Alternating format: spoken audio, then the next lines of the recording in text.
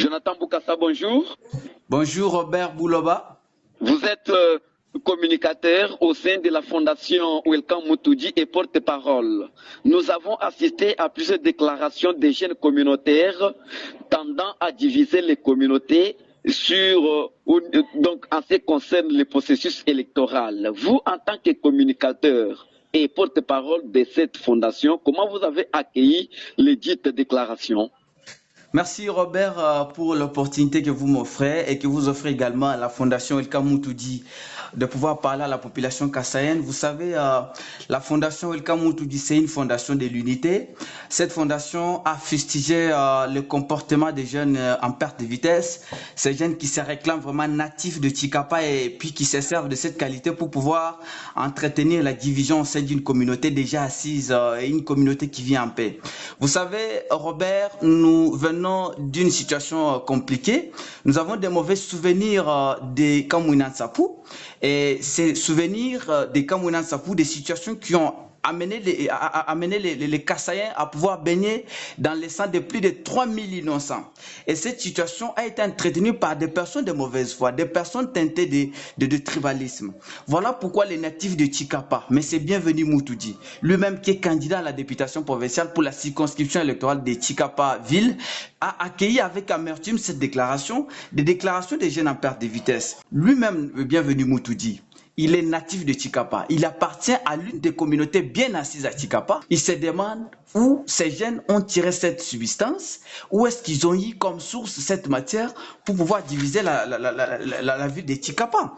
La fondation Welcome Mutudi aujourd'hui a fait des dons à Bukavu, l'une des provinces de la République démocratique du Congo. Le DG de cette fondation n'appartient pas à Bukavu, n'appartient pas à à des communautés de Bukavu, mais il a été accueilli avec toute hospitalité. Aujourd'hui qu'il est dans sa province, il se demande comment des jeunes qui ressortent de Tshikapa peuvent entretenir la division. Vous savez le nombre de sièges qui sont dotés à la province du Kasaï actuellement et vous le connaissez peut-être, le nombre de sièges correspond à la quantité d'enrôlés dans une province. Comment est-ce qu'on peut avoir autant de sièges lorsqu'on n'a pas autant d'enrôlés? Est-ce que vous allez me dire que tous ces enrôlés sont toujours des autochtones?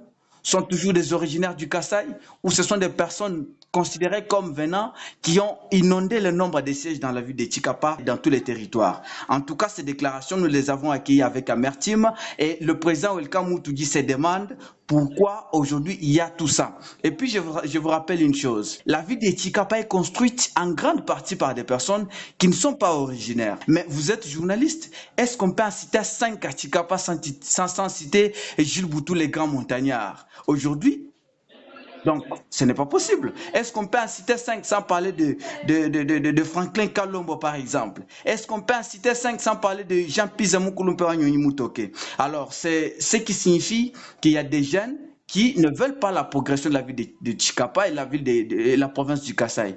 Voilà pourquoi Welcome Mutudi, lors de notre entretien, a dit que lui-même n'a pas aimé ses propos et il les fustige.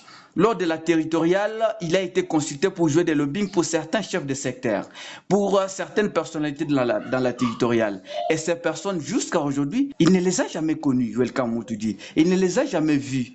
Et il a joué ces lobbying pour des personnes qui d'autres ne sont pas originaires du Kasaï.